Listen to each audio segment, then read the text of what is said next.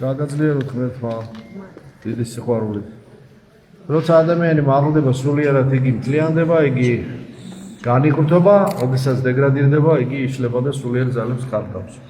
რა თქმა უნდა, ქრისტიანობაში ყველაფერი ისე არის, რომ ადამიანის განკრთობისა, განთლიანებისა სულიერ სიცვლისთვის არის აუცილებელი. რა თქმა უნდა, უამრავი წინააღმდეგობები, საწინააღმდეგო თავდასხმები, ხილული თუ განსაკუთრებული ხილავი ბრძოლები მარხვაშიც იყო და გასაკვირი არ არის, პროგნოზირებადი იყო და თავისთავად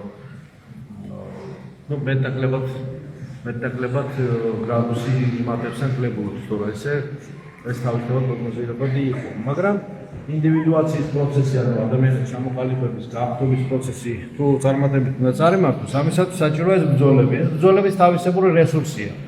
თავისებური ესე ვთქვათ, რესურსია იმ გაგებით, რომ თავისებური სიბრძნისა და გამოცდილების წყარო მაგალითს შეთვის წარმოადგენს. ამაებსაც უარი არ უნდა ვქნათ. ვთქვათ იმაზე ის კი არა, რომ ბრძოლა არ იყოს. იმაზე რომ ღმერთმა მშვიდობით გადაგვატაროს მოთმინებით. გვახსოვდეს, რომ არსებობს უფალი, არსებობს ყოველდღე ღვთისმშობელი, არსებობს ფარული ანგელოზის წმინდანები, არსებობს სიკვდილი ამავე დროს უნდა გვახსოვდეს, რომ სიკვდილის ვისაც ახსოვს, იგი არ ჩავარდება ილუზიებში, არ ჩავარდება თვითგანდიდებაში, ნარცისიზმში, არ ჩავარდება ასე ვთქვათ ჩაბღაუჭებაში, ამასოფლის ფასეულებებში. უნდა ახსოვდეს, რომ ადამიანი დროებითია მიწაზე, ხო? სიკვდილი უნდა ახსოვდეს. და ეს ერთ-ერთი ესეთი უცილობელი ჭეშმარიტებაა. ამიტომ ახსოვს რა ადამიანს ყოველივე ეს მარადიულზე ფიქრობს და მისი ცხოვრება ტკბილი ხდება უფრო და უფრო მსუბუქი ხდება მისი ჯვარი. დაცვა ადამიანს ენიჭება ზუსტად ყველაზე უფრო მეტად და სიმხნევა, როცა მას სიკვდილი ახსოვს. ცოდნა კარგი არის, ცოდნა სწორად უნდა იყოს მიმართული. ცოდნა არის იცავს ადამიანს მაშინ, თუ ეს ცოდნა მას სწორი არჩევანის უნარჩვევას აძლევს. თუ შენ ცოდნა გაქვს, მაგრამ სწორ არჩევანს ვერ აკეთებ, მაშინ შენი ცოდნა ამაუყოფილა. ანუ ეს კუდარი არასწორ ინფორმაციას შეგიმეცნებია, თუ ამას შემეცნება ქვია. იმიტომ რომ ცოდნა ნებისყოფას ძალას აძლევს, რომ ნებისყოფამ სწორი არჩევანი გააკეთოს. ნებისყოფა ადამიანისა უფრო მაღლად და ზოგჯერ ვიდრე უბრალოდ განყენებული ცოდნა.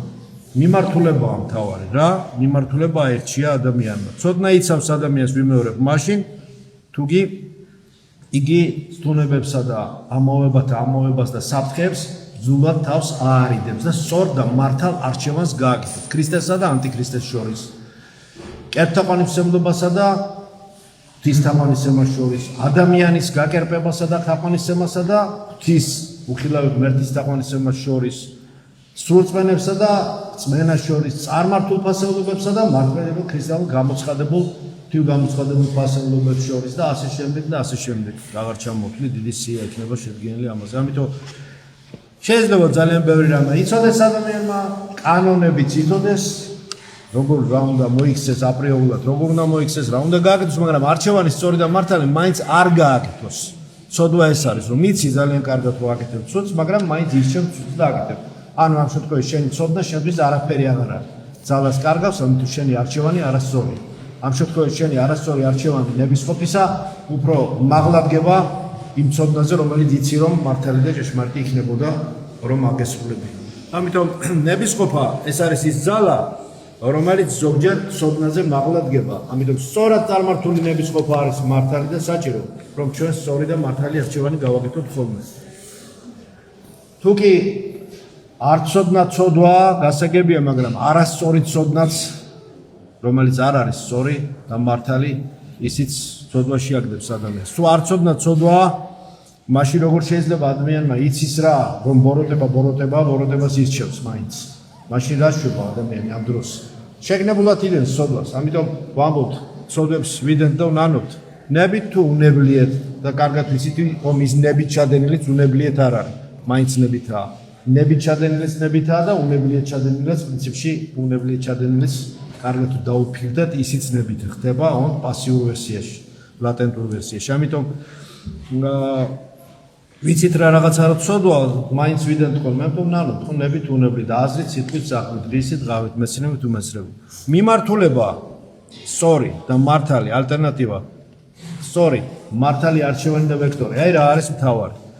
როგორც აღნიშნე, ჩვენი ონტოლოგიური სტატუსი გვავალებს იმას, რომ ჩვენ ზუსტად ქრისტე ავირჩიოთ და მონათლულები ვართ რა, ვართ რა განათლების გზაზე, უნდა ვიცოდოთ, რომ ქრისტიანობა ეს არ არის სასჯელის დაკნინების და სულიერი დეფორმაციისა და საკუთარი თავის ღატაკობისა და არაუარგისობად ჩათვლის გზა.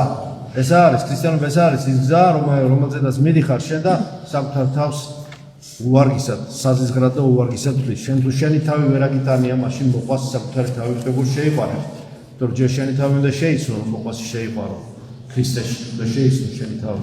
ამიტომ ზუსტად ბოროტების მახე აქ არის ჩადებული. არასწორად იცნობ შენ თავს და შენი თავი ვერ გამოგიცნია ვინ ხარ, მაშინ მოყვასაც ვერ შეიყვანებ სწორად და მართლად.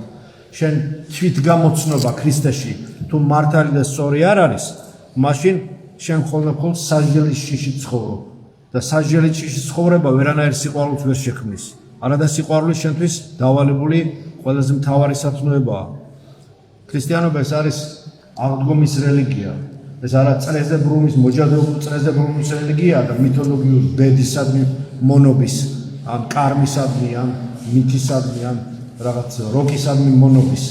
ქრისტიანობა ეს არც წრფეა, არც ხოლმე ეს არის წრეზე ბრუნვა, არამედ ეს არის აღდგომის სპირალი, აღდგომის სულ სხვა მეტაფიზიკური განზომილებითი ნახტობი, რომელიც ყველა მიწიერ განზომილებაზე მაღლა დგება და ამიტომ არის ეს დოგმატი ბოლომდე შეუცნობადი ჩვენი დაცემული გონებისათვის. ჩვენი დაცემული ინტელექტისათვის ეს ჯვარია, როგორც ყოველწლინა სამების დოგმატი, მაგრამ შეიმეცნება ჩვენი სულიერი სიმსვლის პროპორციულად. ამიტომ ქრისტიანული ცოდნა მარტო ეს ისხდარი ცოდნა არ არის, იქნება ესე, ხომ? რომელიც ადამიანში არის უბრალოდ, არამედ მის მატარებელს, მის მქონეს გარდაქმნის უკეთეს ხდის და განაგრძობს, ეს ის ცოდნაა.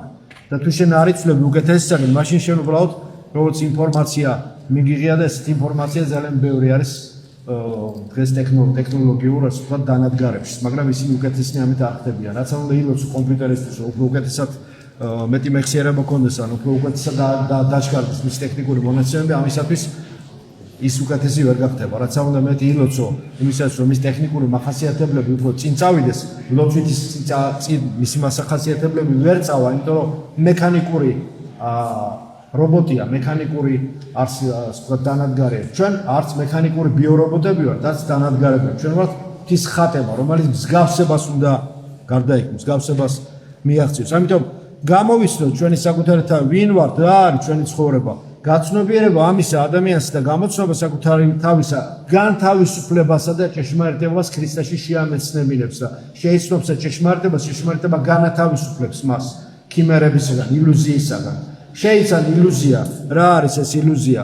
მისი ბუნება, ამას სოფლის ამაობათა ამაოების ბუნება შეიცან და ეს ილუზია გაგიდნება ხელში, ოცხინულის ნატეხი, ჩადნება და გაქრება.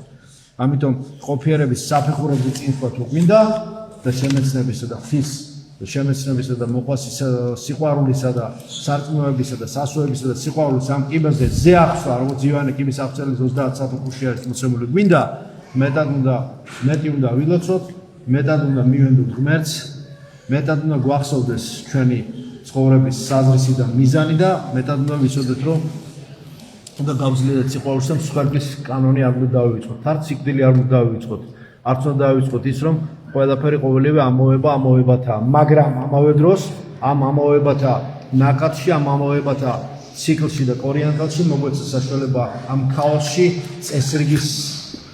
წესრიგს ჩავეჭიდოთ, ქრისტიანულ რიტუალს ჩავეჭიდოთ, ქრისტიანულ წესრიგს, ქრისტიანულ ღვთივგამოცხადებულ ცოდნას ჩავეჭიდოთ, ჩავებღავჭოთ ღვთის კალთას და ესე ვიაროთ და გზახსნილი ისედაც ხსნილი კიდევ ტკბილი იქნება. მადლობთ ჩვენს იესო ქრისტეს, იყოს თქვენ ყოველთა თანა.